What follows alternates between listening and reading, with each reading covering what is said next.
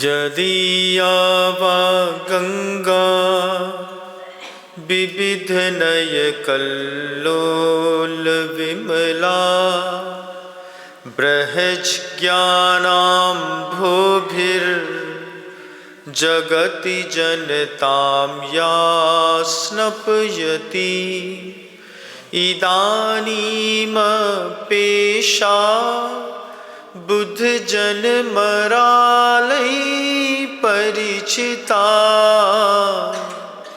महावीर स्वामी नयन पथगामी भवतु मे। अहिंसा परमो धर्म की परम पूज्य आचार्य भगवंत गुरुदेव श्री विद्यासागर जी महाराज की, वर्तमान आचार्य परमेष्ठी गुरुदेव श्री समय सागर जी महाराज की, समस्त मुनि संघ की,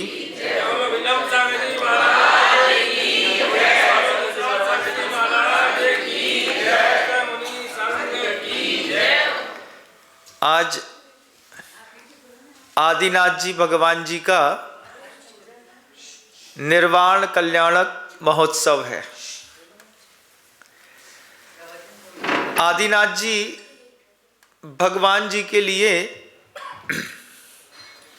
शिव जी पार्वती को समझा रहे हैं।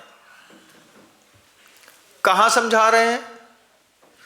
कैलाश पर्वत पर बैठ करके शिव जी पार्वती को समझा रहे हैं कि आदिनाथ भगवान कैसे हैं।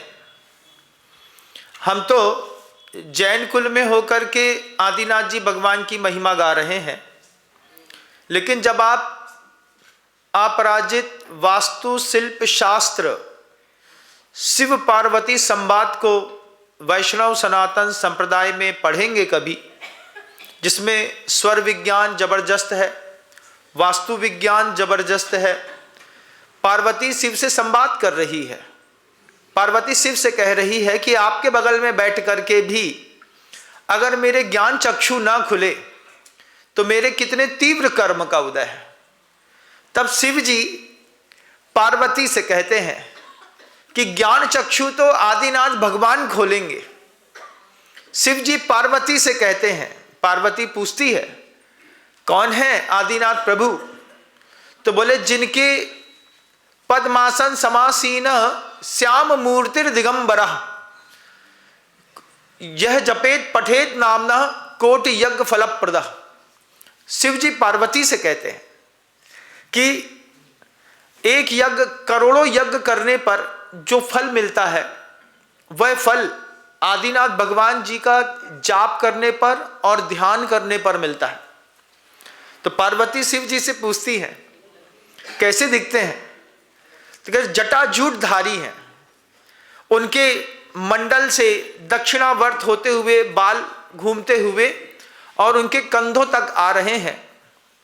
उनका दांत हीरे के जैसा चमक रहा है, कुंदरू के पके हुए फल के जैसे उनके सुंदर से ओठ हैं, पद्मासन में विराजमान है और अपने आप में साम्य मूर्ति है, शांत की मूर्ति है।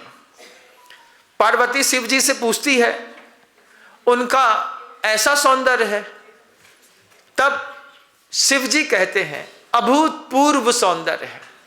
जिनालय का वर्णन कर रहे हैं, दरवाजे के बारे में कह रहे हैं कि दरवाजा कैसा सुंदर है जहां पर प्रभु विराजमान है।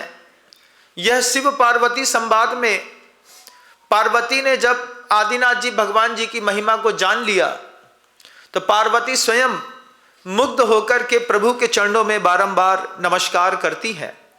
आज उन्हीं महाशिव कहलाने वाले आदि ब्रह्मा आदिनाथ जी भगवान जी का आज मोक्ष कल्याणक है। घर का कोई एक लड़का डॉक्टर बन जाए तो फिर दूसरे को डॉक्टर बनने में आसानी होती है। क्यों? एक बन गया, हम भी बन सकते हैं, कॉन्फिडेंस बढ़ जाता है। घर के अंदर एक आईएएस ऑफिसर हो जाए तो छोटा लड़का भाई वो भी तैयारी करते हैं। किस बात की? मुझे भी यूपीएससी का एग्ज़ाम फाइट करना है। ऐसे ही पूरे के पूरे समृद्ध समाज में एक भगवान बन जाए, तो फिर जिनके मन के अंदर कभी भगवान बनने की लालसा भी नहीं है, उनके मन के अंदर भी भगवान बनने का भाव पैदा होता है। भोग भूमि से कर्म भूमि में जब यह धरती पलट रही थी, जिसको भोग भूमि प्रतिभाग कहते हैं, उस प्रतिभाग के समय पर शुरुआत में तृतीय काल पर ही आदिनाथ जी भगवान जी का जन्म हुआ और तृतीय काल में ही उनको निर्वाण की प्राप्ति हो गई। ये भी एक हुंडाव सर्पी काल का सबसे बड़ा दोष था कि तृतीय काल में रहते रहते आदिनाथ जी भगवान और मुक्ति को प्राप्त कर गए, लेकिन लाखों करोड़ों भोगियों को योगी बना गए। आदिनाथ जी भगवान जी के मोक्ष जाने के बाद ही लोगों के मन के अंदर कुछ अंतर्दृष्टि भी जागृत हुई। 3 प्रकार की आंखों में दृष्टियां होती हैं। एक, आपको बहिर्जगत दिखाई देता है, जो आप रोज देखते हैं, सामने वाला काला हो गया, गोरा हो गया, बुढ़ा हो गया, इसका मकान बन गया, टूट गया, फूट गया। ये क्या है? बहिर्जगत है। शुरुआत में इसी बहिर्जगत का उपदेश दिया आदिनाथ जी भगवान जी ने। बहिर्जगत का उपदेश देकर के असी मशी कृषि शिल्प वाणिज्य और विद्या के उपदेश देकर के लोगों का जीवन सामान्य किया। बहिर्जगत में आने के बाद आदमी स्वप्न जगत में जाता है। आप भी जाते होंगे, आप भी अपने घर में बहिर्जगत वाला बैठने वाला बहिरात्मा जो होता है, अंदर अंदर आंख बंद करके मुंगेरी लाल के हसीन सपने जरूर सोचता है। मुंगेरी लाल का हसीन सपना आप भी देखते होंगे, काश मेरे पास ऐसा होता, ऐसा होता है, नहीं होता। बस ये क्या है? मुंगेरी लाल का हसीन सपना। बहिर्जगत के बाद एक दूसरा जगत है, स्वप्न जगत। इस स्वप्न जगत में बहिर्जगत के जितने भी लोग हैं वो खूब यात्रा करते हैं। आदिनाथ जी भगवान जी ने कहा इसके बाद भी एक और है, अंतर जगत। उस अंतर जगत के लिए आदिनाथ भगवान जी ने पहले पुरुषार्थ किया। एक डॉक्टर बना, फिर सबको डॉक्टर बनाया। एक भगवान बने। भगवान बनने के बाद, केवल ज्ञान की प्राप्ति के बाद, उन्होंने दूसरों के लिए भी उपदेश दिया कि इस बहिर्जगत और स्वप्न जगत के बाद एक और अंतर जगत है, जिस पर भी तुम लोगों को काम करना है। बुद्धि बहुत सरल थी उस वक्त के लोगों की। आदिनाथ जी भगवान जी के समय के जितने भी लोग थे वे सरल बुद्धि वाले थे, भद्र परिणामी थे। एक बार आदिनाथ भगवान जी के उपदेश देने पर लाखों लोगों ने मुनि व्रत स्वीकार कर लिया। आगम ग्रंथ कहते हैं इस बात को कि प्रभु के उपदेश के बाद मुनि बनने की ऐसी होड़ लगी कि सर्वार सिद्धि सूनी हो गई। सर्वार सिद्धि में कोई जाता ही नहीं था, सीधे लोग साधना करते थे और मोक्ष चले जाते थे, साधना करते थे, मोक्ष चले जाते थे। 50 लाख कोड़ा कोड़ी सागर वर्ष तक जिनका शासन काल चला, उनके शासन काल में अनंत लोग मोक्ष चले गए। क्या गजब का प्रभु का उपदेश रहा होगा। पहले तो शरीर के माध्यम से देना, फिर खुद ज्ञान के माध्यम से, योग बल के माध्यम से, ध्यान के माध्यम से सिद्धि करके और योगियों को भोगी बना करके खुद शरीर से मुक्त हो जाना। तो माघ सुदी 14 वो दिन जब प्रभु अपने शरीर को छोड़ करके, बाण शब्द जो होता है शरीर के लिए प्रयोग होता है, उसमें निर्विशेषण लगा देने पर, उपसर्ग लगा देने पर निर्वाण मतलब शरीर रहित दशा। तो आज ही के दिन सुबह सुबह कैलाश पर्वत से प्रभु निर्वाण को प्राप्त होकर के सिद्ध शिला पर अनंत काल के लिए जाकर के विराजमान हो गए। सर्वप्रथम भगवान जी के चरणों में बारंबार नमस्कार करते हैं। फिर वह संवाद आज इसलिए भी आवश्यक है कि तीर्थंकरों के विशेष कल्याणकों पर अगर तीर्थंकर की विशेष भक्तियां ना की जाएं तो कभी भी आपको शुभ और प्रशस्त प्रगतियों का बंध नहीं हो सकता। जब आपके घर के अंदर शादी होती है तो शादी में चाव कैसे चढ़ता है आपको पता है क्या? शादी के दिन शादी में क्या करते हैं? मान लो गल में परसों शादी है तो क्या करोगे? सबसे पहले टेंट वाले से बोलोगे क्या, अरे भैया थोड़ा सा टेंट लगा देना। अब शादी तो अंदर से होनी है, टेंट लगा के क्या होगा? नहीं, वो लाल पीला कपड़ा जैसा लग जाता है, दो डुगडुगी बजाने वाले, बाजे बजाने वाले आ जाते हैं, थोड़ी लाइटिंग हो जाती है, थोड़े एक आध दो नए कपड़े पहन लिए जाते हैं, थोड़ा बहुत डिस्टेम्पर पेंट पुट्टी लगा ली जाती है। उसके बाद उसमें छपाई अपाई करके जब आदमी बिल्कुल तैयार हो जाता है, फिर क्या होता है? शादी में चाव चढ़ता है कि नहीं? क्या है? कुछ विशेष है हमारे घर में। विशेष है तो विशेष दिखाते कैसे हैं? कपड़े से, चेहरे के उत्साह से, डिस्टेम्पर से, दीवाल से, वॉल पुट्टी से, उसके बाद कलर से, कोटिंग से, फिर दिखता है लोगों को। फिर उसके बाद एक और प्रक्रिया होती है, घर से मंदिर तक पैदल जाना। मंदिर तक पैदल जाने में शादी, जिसके घर में शादी हो और उसके घर का व्यक्ति जब तैयार होकर के बढ़िया डिस्टेम्पर और पुट्टी लगा करके जब निकलता है, तो डिस्टेम्पर पुट्टी लगाने के बाद रोड में चलते हैं वो पैदल, बिल्कुल नीचे ईरापस समिति से देखते हुए। तो बगल वाला देखता है, हाँ देखो इनके घर में मेहमान आए हैं, अलग ही दिख रहे हैं, डिस्टेम्पर गजब का है, पुट्टी गजब की है, पेंट गजब का है, इसके ऊपर चित्रकारी भी गजब की है। तो गांव के लोग देखते हैं, फिर मोहल्ले में थोड़ा सा क्या चढ़ता है? चाव चढ़ता है। फिर लोग पूछते हैं, क्यों भाई शादी कब है? बोले शाम की है। अच्छा शाम की। रिसेप्शन कब है? रिसेप्शन भी शाम को ही है। बहुत बढ़िया। तो जैसे आपके घर के अंदर जब कोई कार्यक्रम होता है तो उसमें आप कुछ विशेष दिखाने के लिए कुछ विशेष करते हैं, वस्त्रों में, भावों में, आभूषणों में, बातों में, डंका मंका के साथ। ऐसे ही इन विशेष अवसरों पर जब प्रभु का निर्माण कल्याणक हो, कितना विशेष अवसर है, आप कल्पना भी नहीं कर सकते। कैलाश पर्वत से जहां से प्रभु निर्वाण को पधारे हैं, वहां पर जैसे ही योग निरोध किया है प्रभु ने, वैसे ही असंख्यात देवी देवताओं ने पूरे के पूरे कैलाश पर्वत को घेर लिया है। पूरा का पूरा कैलाश पर्वत सफेद है, झकझकायमान तो है ही, लेकिन पूरे के पूरे असंख्यात देवी देवता कैलाश पर्वत पर ऐसे चारों तरफ से खड़े हैं। आकाश मंडल पे ही उतने देवी देवता खड़े हैं, उतने ही 12.5 करोड़ से ऊपर वाद्य यंत्र को लेकर के लोग खड़े हैं। सौधर्मेंद्र स्वयं खड़ा है, चुपचाप देख रहा है।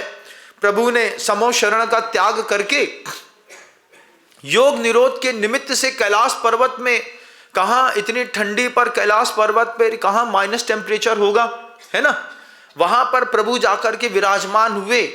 हम यहाँ बहुत छोटा समझ रहे, वहां बहुत बड़ा महोत्सव हुआ था आज ही के दिन।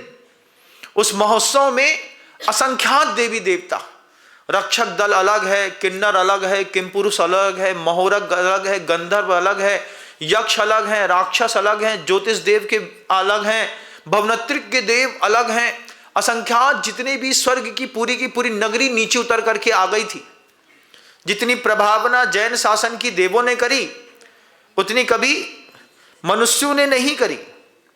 गुरुजी कहते थे एक बार, कल्पना करिए कभी अगर एक बार देवों को अधिकार होता इस कर्म भूमि पर मंदिर बनाने का, देवों को अधिकार होता मंदिर बनाने का, तो मंदिर कैसे दिखते? एक बार पहले सोचो, जब कभी भी हम किसी मंदिर का निर्माण करते हैं तो गुरुजी कहते हैं एक बार सोचो अगर देवताओं को मंदिर बनाने का अधिकार होता तो फिर मंदिर कैसा होता, घंटा कैसा होता, घंटे में लटकने वाली वो जो जंजीर है वो जंजीर कैसी होती, पर्दे काहे के होते, कपड़े के होते कि रत्नों के होते, रत्नों के होते, चूरन कैसा होता, फर्श कैसा होता। जब आप एक बार सोचेंगे फिर आपको समझ में आएगा कि मंदिर कैसा होना चाहिए। वहां पर जब कैलाश पर्वत पर प्रभु आदिनाथ भगवान ने अपना योग निरोध किया, चतुर्थ शुक्ल ध्यान के माध्यम से शरीर और शेष कर्मांश को छोड़ करके अनंत काल के लिए सिद्धालय में जब गमन किया, उस वक्त असंख्यात देवी देवता पूरे के पूरे गगन मंडल पर बैठ करके हाथ जोड़ करके खड़े थे। प्रभु अब जाने वाले हैं, प्रभु अब योग निरोध के माध्यम से अपने शरीर को छोड़ने वाले हैं। ऐसा वैभव था उस दिन का। उस दिन के विशेष वैभव को पहले अपनी आंख में याद करना पड़ता है। याद करने के बाद जो सौधर्मेंद्र ने फिर प्रभु के निर्वाण कल्याणक मनाने के बाद, मतलब प्रभु जब निर्वाण को प्राप्त हुए उसके बाद सौधर्मेंद्र ने अग्नि कुमार के देवों को आज्ञा दी, क्योंकि मानसोत्तर पर्वत से बाहर निकलने पर जितना भी वो रहता है बाल और नाखून, ये पूरे के पूरे बिखर गए। और प्रभु तो चले गए, लेकिन बिखरने पर अग्नि कुमार के देवों ने संयोज करके वहां पर निर्वाण कल्याणक की क्रियाएं पूरी करी। देवों ने जय जयकार करी, घंटा बजा, वाद्य बजा, कितने लोगों ने महोत्सव को आनंद पूर्वक मनाया। हम घर में सोते रह गए। प्रत्युष वेला में प्रभु निर्वाण को प्राप्त हो गए, हम यहां पर सोते रह गए। और उस निर्वाण कल्याणक को विशेष रूप से मनाने पर गुरुजी कहते हैं, यहां पर उसी निर्वाण कल्याणक को जब हम विशेष चाव से, भक्ति से, भाव से, शक्ति के माध्यम से मनाते हैं, हमारी भी असंख्यात गुणी कर्म की निर्जरा होती है। गृहस्थ अपने जीवन में इतने पाप संचित करता है, 1 रुपए भी कमाओगे, 1 रुपए भी, तो 1 रुपए के चक्कर में हिंसा, झूठ, चोरी, कुशील, परिग्रह, 5 पापों का दोष लगता है। 1 रुपए कमाने पर भी क्या होता है? हिंसा होती है, झूठ बोला जाता है, कहीं ना कहीं से कुछ चोरी करी जाती है, कहीं ना कहीं परिग्रह का दोष भी लगता है, कहीं ना कहीं कुशील भी होता है, सब होता है। तो 5 पापों से मुक्त होने के लिए गृहस्थ ने फिर यहाँ पर इतने बड़े बड़े महोत्सव किए कि गृहस्थ जीवन भी उन्हीं आदिनाथ जी भगवान जी की कृपा से धीरे से सार्थक हो जाए।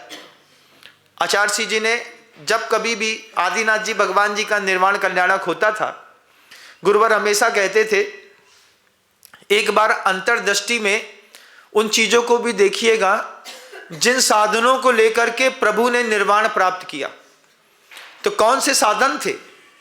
गुरुदेव कहते थे, सा गुप्त समिति धर्मानुप्रेक्षा परिशह जह चारित्रयी। इन साधनों का प्रभु ने प्रयोग किया। और गुरुजी कहते थे इस सूत्र को हमेशा उल्टा पढ़ना चाहिए।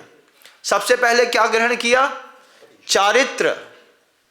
सबसे पहले चारित्र ग्रहण किया, चारित्र के बाद फिर परिशह जय किया, परिशह जय के बाद अनुप्रेक्षाएं, अनुप्रेक्षा के बाद धर्म, धर्म के बाद समितियां, समितियों के बाद वे गुप्ती में आ करके और अपने चतुर्थ शुक्ल ध्यान को ध्यान करने के बाद अनंत काल के लिए यहां से वहां चले गए। आचार्य जी कहते थे भाव कर्म को नष्ट किए बिना कभी भी किसी भी इंसान का द्रव्य कर्म नष्ट नहीं हुआ। ये शरीर द्रव्य कर्म है। भाव कर्म क्या है महाराज? जब साधक बनते हैं तो प्रतिदिन मुनि महाराज ये कुछ चीजों पर अन्वेषण करते रहते हैं कि मेरी मिथ्यात्व की स्थिति कैसी है। मिच्छत्वे राया तहेव हासा दियाय छद्दोसा चत्तारी तह कसाया 14 सभ्यंतरम गंथा। साधु बनने के बाद, एक अच्छा गृहस्थ बनने के बाद, एक पंचम गुरु स्थान वर्ती श्रावक बनने के बाद भी एक श्रावक जब फुर्सत बैठता है तो कौन सा सीरियल चलता है? अनामिका, अनुपमा, अनुपमा, हाँ हाँ, तो वो अनुपमा नहीं देखता, वो अपने अंदर की अनुपमा देखता है कि अभी मेरे मिथ्यात्व की स्थिति कैसी है, अभी मेरे अंदर मेरे वेद परिणामों की स्थिति कैसी है, मेरी कसाई की स्थिति कैसी है। जो 14 अंतरंग परिग्रह होते हैं जिसको दिखाई नहीं देते। बाहर का परिग्रह तो छोड़ना आसान है, क्षेत्र वास्तु हिरण सुवर्ण धन दान दासी दास कुप भांड, ये छोड़ना आसान है, इसको छोड़ करके मुनि बनना भी बहुत आसान है। लेकिन जो अंतरंग का है अपने मिथ्या दर्शन की स्थिति देखता है। मिथ्या दर्शन की स्थिति में कैसा होता है साधक? आपने कभी देखा हो, गुरुजी कहते कि मिथ्यात्व भूमा अशुभोपयोग भोगैक दृष्टि कलुषातिरेक। भोग की दृष्टि रहती है और कालुष्य का अतिरेक होता है। मिथ्या दृष्टि अपनी ही संतान पर विश्वास नहीं कर पाते, अपने धर्म पर विश्वास नहीं होगा, दूसरों के धर्म के गंडा ताबीज गले पर बंधे मिलेंगे, लेकिन अपने ही धर्म का टीका घर मंदिर के अंदर का लगा नहीं मिलेगा। क्या है, हमने ये 4 यहां बांधे हैं, 2 यहां बांधे हैं, 2-3 यहां बांधे हैं, एक पैर में बंधा है, एक यहां पर लटक रहा है। क्या है, कालुष्य अतिरेक है धर्म के प्रति भी। मिथ्यात्व भूमा अशुभोपयोगौ भोगैक दृष्टि कलुषातिरेक है। भोग की दृष्टि है और कालुष्य का अतिरेक है। दानादि सत्कार्य विलुप्त वृत्ति। सब सही है महाराज, लेकिन जैसे ही दान की बात आएगी तो फिर क्या है, देने के नाम पे तो महाराज हम किसी को धक्का न दें, हम तो धक्का भी नहीं देते। तो जरूरी नहीं कि धन का दान ही, किसी को साम्य भाव के दान को भी दान कहते हैं। बगल में किसी के बैठ जाओ और तुम्हारे बैठने पर अगर बगल वाला समता परिणाम को प्राप्त कर ले तो ये बैठे बैठे भी बगल वाले को दिया गया एक दान है। ज्ञान दान भी होता है, आहार दान भी होता है, मंदिर निर्माण के लिए धन दान भी होता है। तुम्हारे पास जो उत्कृष्ट और विशेष हो उसका दान करो। सद्भावनाएं भी होती हैं, विवेक होता है, समय होता है, वो भी दिया जाता है। महाराज हम कुछ नहीं दे सकते। दानादि सत्कार्य विलुप्त वृत्ति कृतज्ञता पूर्ण मनः प्रवृत्ति।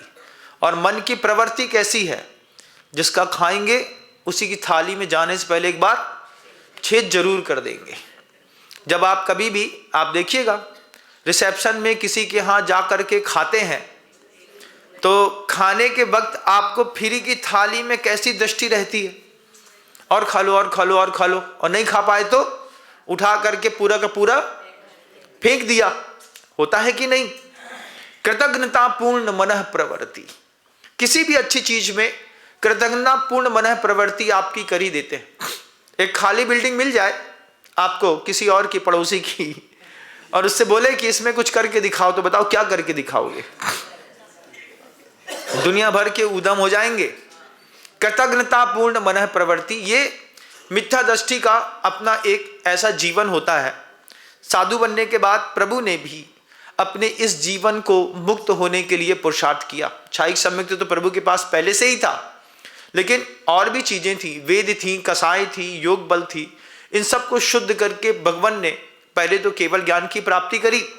केवल ज्ञान की प्राप्ति के बाद प्रभु ने फिर निर्वाण कल्याणक मना करके जितना दे सकते थे देने के बाद, महापुरुष कभी भी किसी के लिए रुकते नहीं, देते हैं उतना ही देते हैं जितना देने योग्य होता है। गुरुजी कहते थे करुणा की भी एक सीमा होती है, एक सीमा के बाद की गई करुणा भी करुणा नहीं होती, वो करुणा भी कर्म का बंद कराती है। उन्होंने जितना दे सकते थे दिया और फिर अनंत काल के लिए चले गए धरती ऐसे ही छोड़ करके।